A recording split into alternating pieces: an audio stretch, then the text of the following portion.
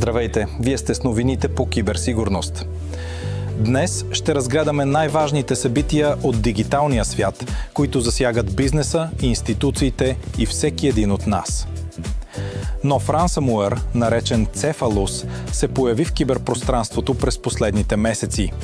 Този зловреден софтуер, базиран на езика Go, атакува чрез компрометирани акаунти за отдалечен работен плод, които не са защитени с многофакторна автентикация. Експертите все още не са сигурни дали Cephalus се предлага като услуга за наемане от киберпрестъпници. Интересното е, че при проникване Cephalus деактивира защитата в реално време на операционната система, изтрива всички архиви и спира ключови услуги, за да увеличи шансовете за успешно криптиране на данните. Това значително намалява възможността за възстановяване, коментират специалисти. Зловредният код използва един криптографски ключ, който се пази максимално скрит. След това този ключ се криптира с публичен ключ, достъпен само за нападателите. Допълнително се генерира фалшив ключ, за да се затрудни анализът на атаката. А сега нека видим какво ново във водещите приложения за комуникация. WhatsApp въвежда подобрена защита за потребители, изложени на по-висок риск от хакерски атаки. Новата функция, вдъхновена от режима Lockdown на Apple, ще блокира медии и прикачени файлове от непознати, ще ограничава разговорите и ще активира допълнителни настройки за сигурност. Това включва двустъпкова проверка и ограничаване на видимостта на лична информация. В Германия доставчикът на хостинг услуги Aurologic се оказва централен играч в глобалната екосистема на злонамерената инфраструктура. Компанията предоставя услуги на множество високорискови мрежи, включително такива, свързани с разпространение на зловреден софтуер и дезинформация. Въпреки твърденията за легитимна дейност, експертите посочват, че Aurologic е хъб за някои от най-рисковите мрежи в света. Австралия наложи финансови санкции и забрани за пътуване на 4 организации и едно лице, свързани с Северна Корея. Мащабът на злонамерените кибердейности, включително кражба на криптовалута и шпионаж, е изключително тревожен, заявиха от Външното министерство.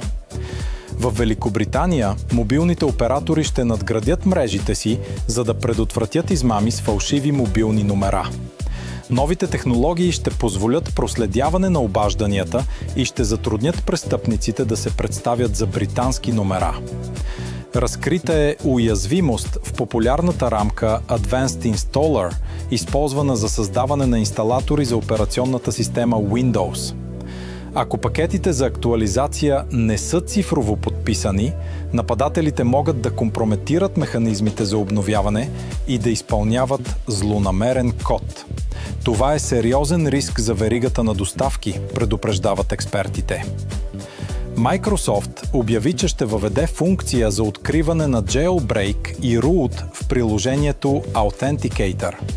Това ще предотврати използването на идентификационни данни на устройства с нарушена сигурност и ще защити организациите от потенциални пробиви. Злонамерени актьори експлоатират уязвимости в платформи за отдалечен мониторинг и управление. Атаките целят придобиване на достъп до клиентски мрежи и разгръщане на ransomware, като използват компрометирани сървъри с високи права. В Камбоджа властите разбиха мащабни измамнически схеми, задържайки над 650 заподозрени. Измамите включват имитация на държавни органи, фалшиви инвестиционни платформи и използване на изкуствен интелект за създаване на фалшиви самоличности. Съоснователят на услуга за смесване на криптовалути беше осъден на 5 години затвор за пране на пари, свързано с киберпрестъпления и трафик на наркотици. Техническият директор на компанията също очаква присъда. Руски гражданин се призна за виновен в хакерски атаки срещу американски компании и продажба на достъп до ransomware групи. Атаките са донесли над $1,5 милиона откупи.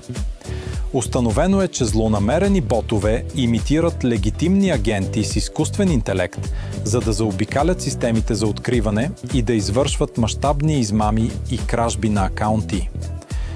И накрая, продължаващите кампании за кражба на информация използват фалшиви инсталатори, които имитират